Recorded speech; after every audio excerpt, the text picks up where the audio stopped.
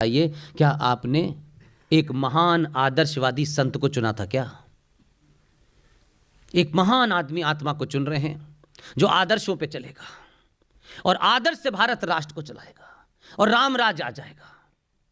नहीं, आपने पहली बार भारतीय राजनीति के जितने भी खिलाड़ी हैं उनमें आपको सबसे बेहतरीन खिलाड़ी को लगा यही है और यही हमारा काम कर सकता है, इसलिए चुना है आपने।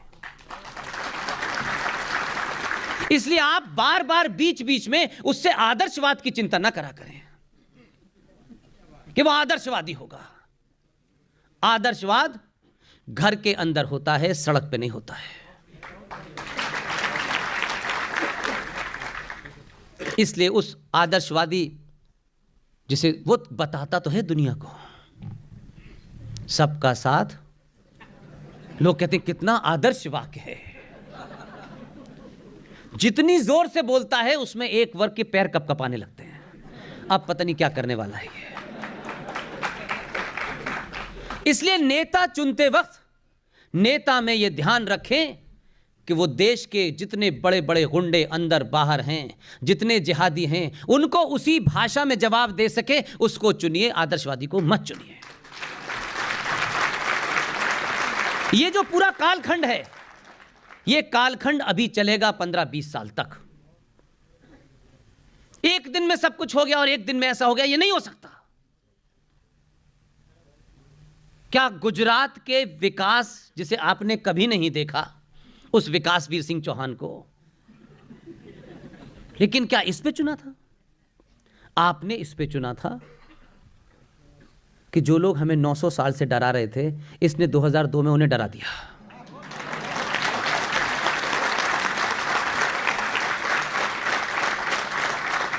अब इसमें कहें नहीं साहब देखिए हम तो महान लोग हैं, तो पिट रहे हैं आप 900 साल से महान हैं, कोई पूछने वाला तक नहीं है आपको। आपकी अंतर्राष्ट्रीय स्थिति क्या थी?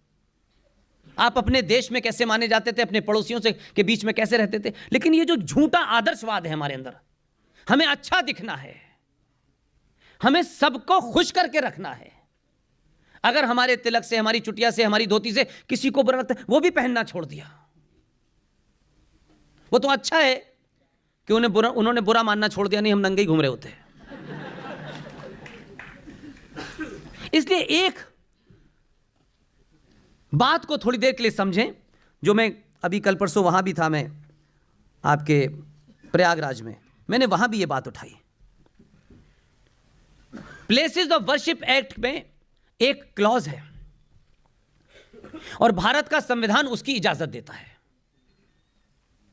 इसलिए यहां अगर कोई वकालत के प्रोफेशन से कोई साहब हों और समझदार हों, दोनों चीजें अलग अलग हैं सर।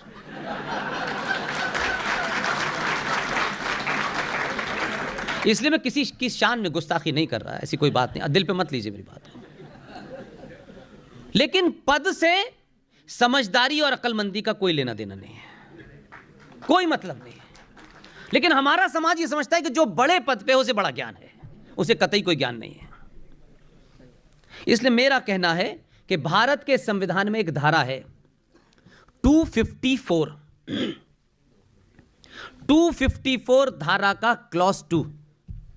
यह धारा आपको एक रास्ता देती है प्लेसेस ऑफ वर्शिप एक्ट में कि अगर दिल्ली की केंद्र सरकार अंतर्राष्ट्रीय जो हालात हैं,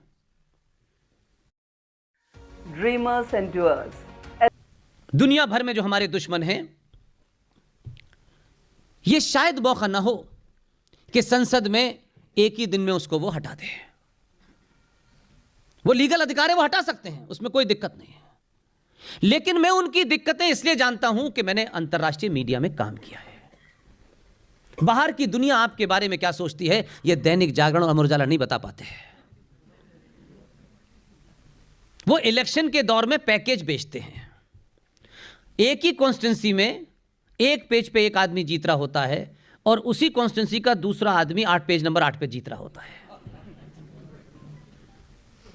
इसलिए 254 क्लॉज 2 ब्रैकेट में यह धारा भारत के संविधान की इस बात की इजाजत देती है प्लेसेस ऑफ वर्शिप एक्ट में कि कोई भी राज्य वो मध्य प्रदेश हो, क्योंकि आपने 3 ईमानदारी की और 1 बेईमानी की सरकार बनाई है। 3 बार ईमानदारी की बनाई, तब भी ये कोशिश नहीं की, और 1 बार वापस ले ली झटके से, तब भी कोशिश नहीं कर रहे। तब भी इस बात का डर नहीं लगा कि चली गई थी, बड़ी मुश्किल से आई है, कम से कम ये मौका तो न गंवाएं। इस पे भी उन्होंने कुछ नहीं करा। उनको लगता है बड़ी बड़ी बातें करते रहो। मैंने सुना है कि कुछ थोड़ा बहुत योगी का असर आ गया उनमें। एक बार कहीं भाषण दे रहे थे, मैंने जब उनका भाषण देखा, माफ कीजिएगा मैं बड़ी इज्जत करता हूं उनकी निजी पर्सनालिटी पे सवाल न ले, वो कह रहे थे मैं जमीन में गाड़ दूंगा, वो उस वक्त खुद ही हिल रहे थे। मैंने कहा ये किसी शब्द को बोलो, उसकी मर्यादा तो रखो यार। उस शब्द के माने भी इतने डरपोक लग रहे हैं यार, पता नहीं यार खुद जा रहे हो या गाड़ रहे हो, क्या कर रहे हो, हिले जा रहे हैं।